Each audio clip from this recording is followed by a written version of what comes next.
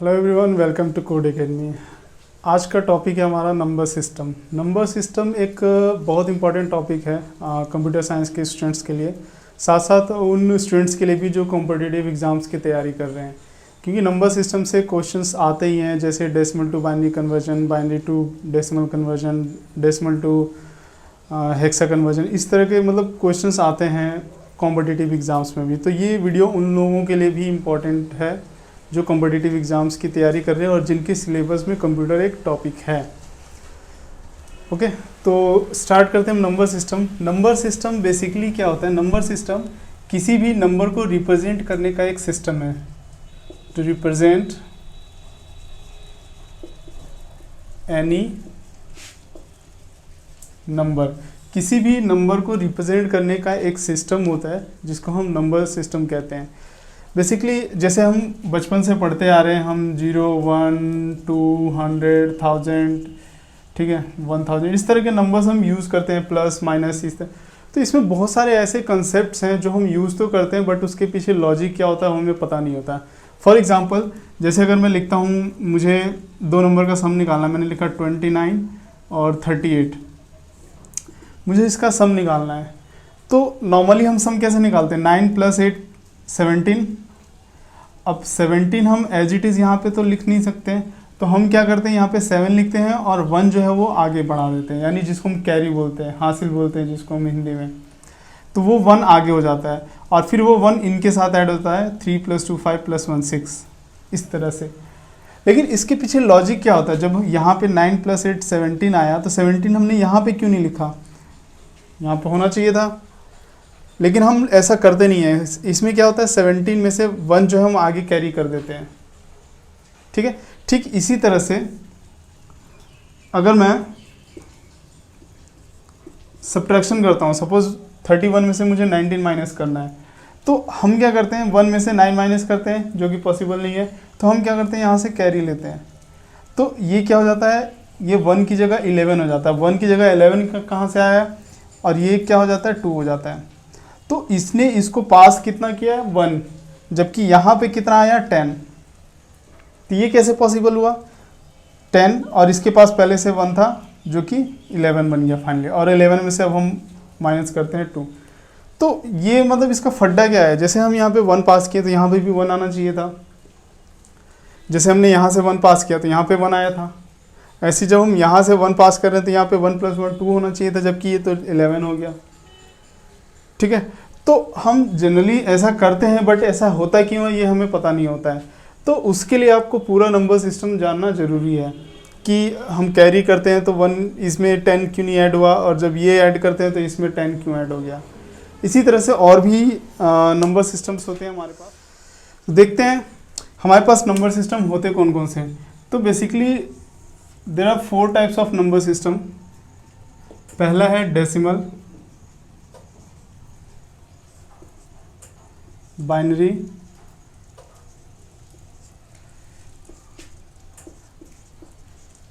Octal and hexadecimal.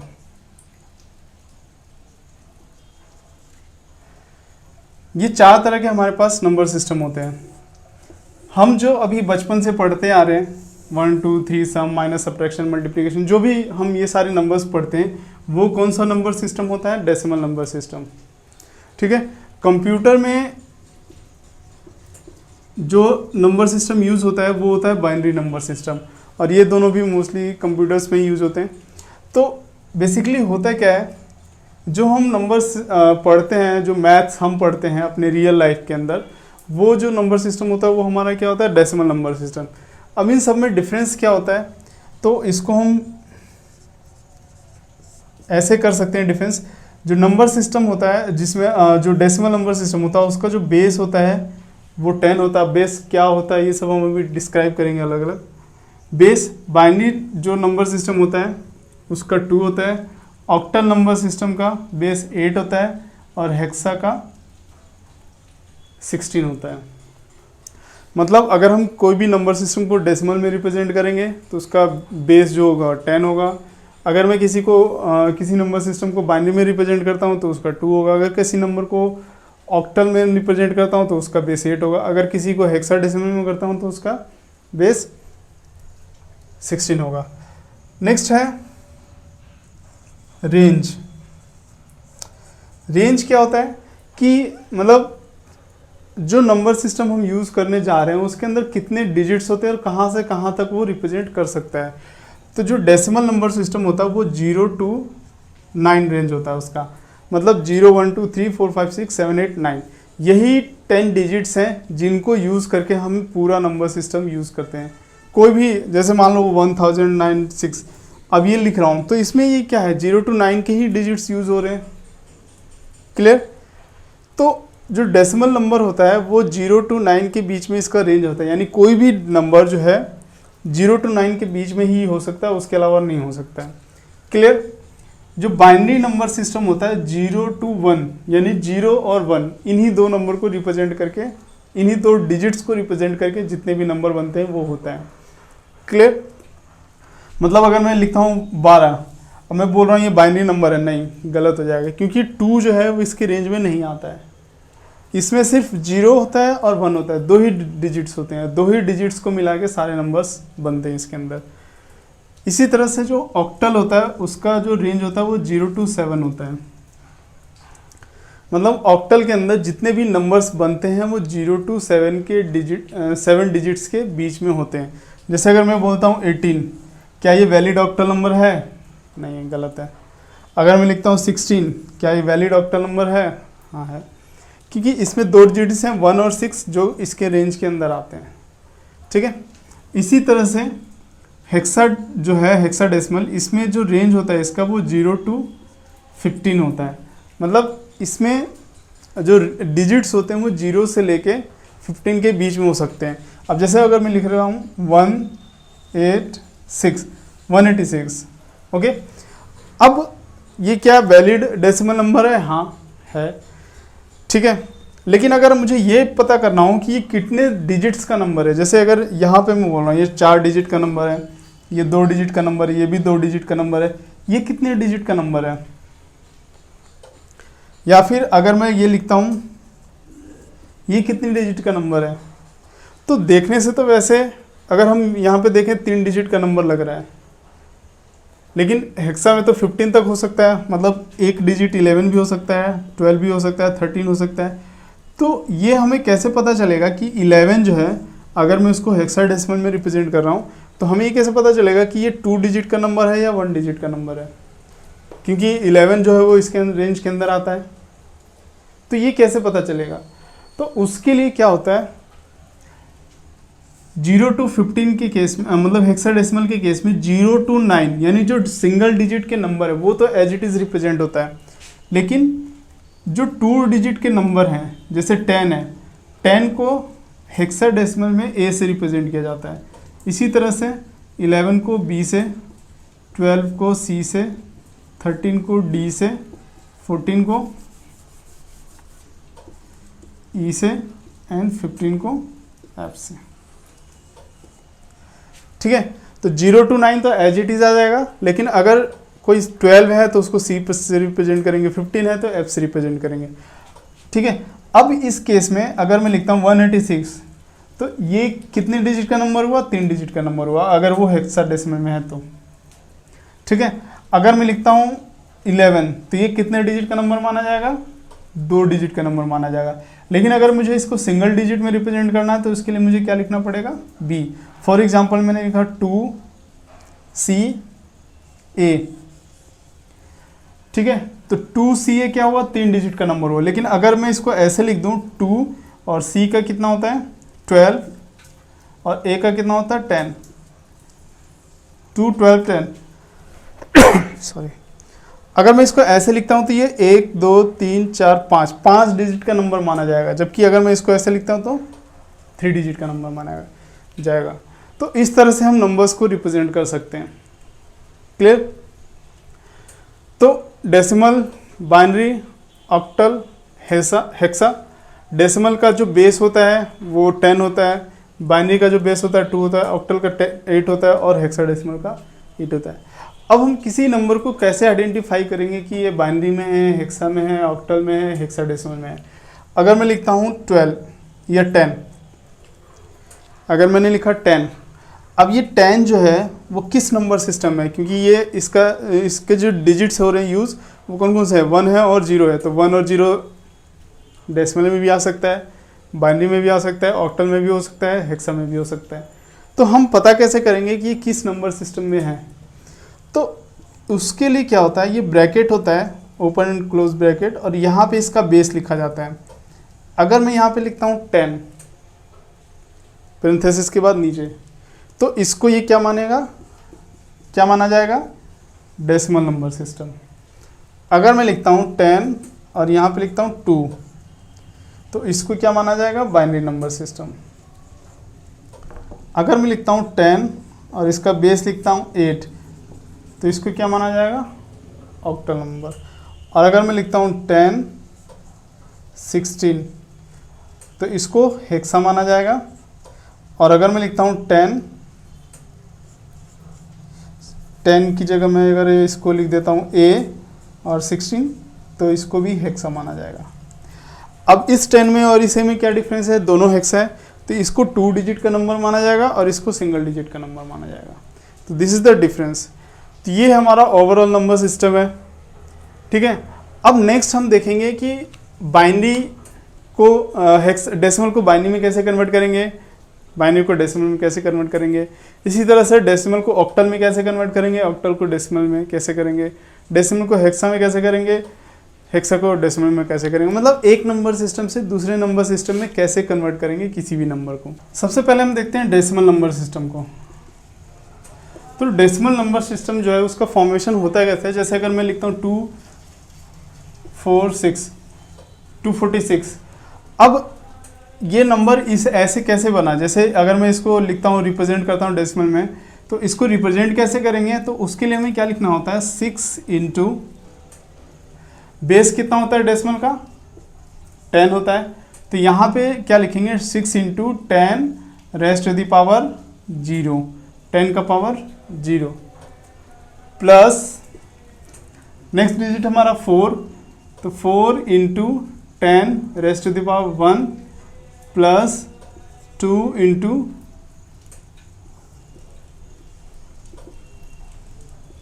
10 raised to the power 2। तो इस तरह से नंबर ये बनता है। अब इसका सम निकाल के देखो क्या है, 10 का पावर 0, किसी भी नंबर का पावर अगर 0 होता है तो उसकी जो वैल्यू होती है वो क्या होता है, 1, plus 10 raised to the power 1 10 ही होगा, इंटू 4 प्लस 10 इंटू 10 का स्क्वायर मीन्स 10 इंटू 10 100 इंटू 2। तो निकालते हैं इसका सम, 100 इंटू 2 200 हो गया, plus 40 plus 6 246, this is the number. तो डेसिमल में जो रिप्रेजेंटेशन होता है वो इस तरह से होता है। अब जैसे मैंने एक एग्जांपल बताया था स्टार्टिंग में कि अगर मैं किसी भी नंबर का सम निकालना हूँ, जैसे 28 लिखा और 19 लिखा, अब इसका मैं सम निकालता हूँ, तो 9 प्लस 8 कितना होता है, 17। तो 17 की जगह यहाँ पे 17 हम क्यों नहीं लिखते हैं, यहाँ पे हम 7 क्यों लिखते हैं और 1 आगे क्यों जाता है? तो इसके पीछे बेसिकली लॉजिक ये होता है कि ये हम क्या कर रहे हैं, डेसिमल में एडिशन कर रहे हैं, डेसिमल नंबर सिस्टम में, डेसिमल नंबर सिस्टम में हम एडिशन कर रहे हैं। तो जो डेसिमल का जो रेंज होता है वो 0 to 9 के बीच में ही होता है, क्लियर। तो जब 0 to 9 के बीच में है और यहाँ पे हमारे पास वैल्यू कितना निकला, 17, तो 17 तो इसके रेंज में है नहीं, तो फिर हम कैसे लिखेंगे यहाँ पे? तो क्या होता है बेसिकली कि जो नंबर आया यहाँ पे हमारे पास, उसमें से जो इसका जो बेस होता है 10 वो माइनस करते हैं। और जितनी बार माइनस करेंगे, अगर माइनस वो हम तब तक करते रहेंगे जब तक उसके रेंज के बीच में ना आ जाए वो वैल्यू, और जितनी बार वो माइनस होगा, 1 बार 2 बार 3 बार, वो वैल्यू आगे जाके कैरी फॉरवर्ड हो जाता है, ठीक है। फॉर एग्जांपल जैसे यहाँ पे हमारे पास कितना आया, 17 आया, तो 17 तो हम एज इट इज़ लिख नहीं सकते, यहाँ पे क्या आएगा, क्योंकि ये आउट ऑफ रेंज हो गया। तो उस केस में हम क्या करेंगे, 17 को माइनस कर दो उसके बेस से, कितना होता है, 7। अब 7 जो है वो हमारे इसके रेंज के अंदर आ गया, डेसिमल के नंबर रेंज के अंदर, ठीक है, तो यहाँ पे क्या आ जाएगा 7।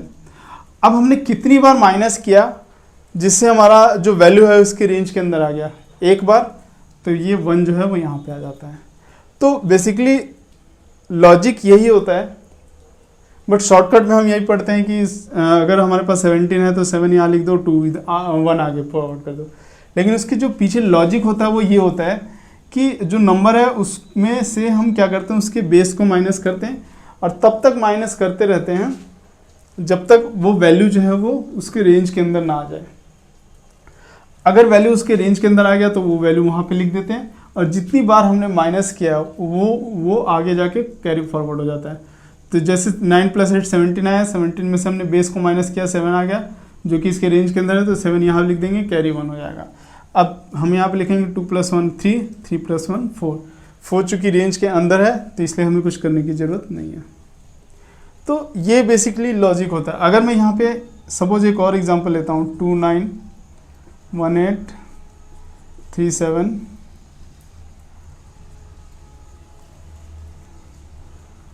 8, सपोज ये 4 नंबर है हमारे पास, हम इनको जोड़ रहे हैं, ठीक है।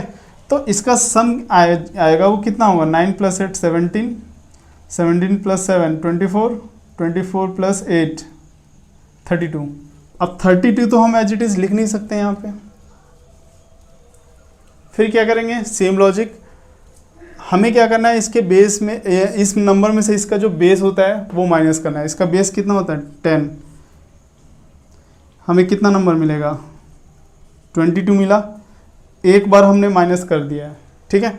अब मिला हमें क्या फाइनली 22। अब 22 भी इसके रेंज के अंदर अभी नहीं है, तो हम क्या करेंगे, एक बार और माइनस करेंगे, क्या मिला हमें 12, दूसरी बार माइनस किया, अब 12 मिला हमें, अभी भी इसके आउट ऑफ रेंज है, ठीक है। तो हम क्या करेंगे, एक बार और माइनस करेंगे, नेक्स्ट मिला हमें 2, ठीक है। अब 2 जो है वो हमें इसके रेंज के अंदर मिल गया, ठीक है, रेंज के अंदर तो मिल गया, लेकिन हमें टोटल कितनी बार माइनस करना पड़ा, 1 2 3, तो वो 3 जो है वो आगे कैरी फॉरवर्ड हो जाता है। जितनी बार हमें बेस को माइनस करेंगे, ठीक है, उतने नंबर्स, वो जो वैल्यू है वो यहाँ पे आके कैरी फॉरवर्ड हो जाएगा। हमने 3 बार यहाँ पे माइनस किया, वो 3 यहाँ पे कैरी हो जाएगा। अब यहाँ पे हम कर सकते हैं 3 + 2 5 6 3 9 और 2 11। अब अगेन ये आउट ऑफ रेंज हो गया, 11 जो है वो डेसिमल नंबर सिस्टम के रेंज के अंदर नहीं है, क्योंकि इसका रेंज 0 to 9 होता है। तो हम क्या करेंगे, एक बार फिर से माइनस करेंगे इसके बेस को, कितना आया 1, और ये 0 हो जाएगा।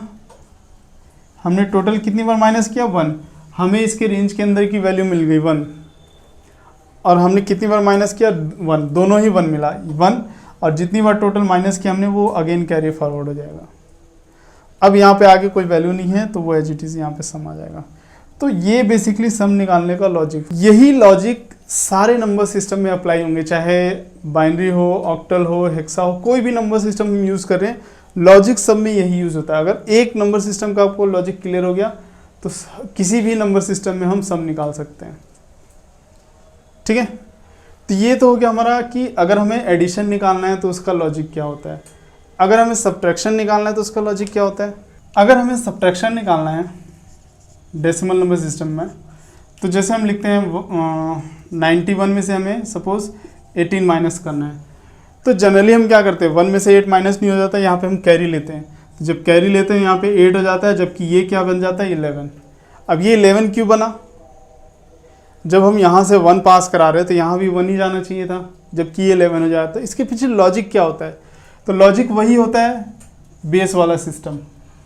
जब यहाँ से हम कैरी फॉरवर्ड आगे करते हैं 1, तो इसके अंदर 1 प्लस जो पीछे से वैल्यू आया उसका बेस ऐड हो जाता है। जैसे यहाँ से हम माइनस कर रहे थे 10, काउंट कितना कर रहा था 1, इसी तरह से जब ये कैरी देता है आगे 1 बोरो देता है, तो इसकी जो वैल्यू होती है 1 प्लस जो उसका वैल्यू है वो ऐड हो जाता है, बेस जो है वो ऐड हो जाता है। तो 10 + 1 कितना हो जाएगा 11, यानी अब इसके पास जो वैल्यू है वो क्या बन गया 11।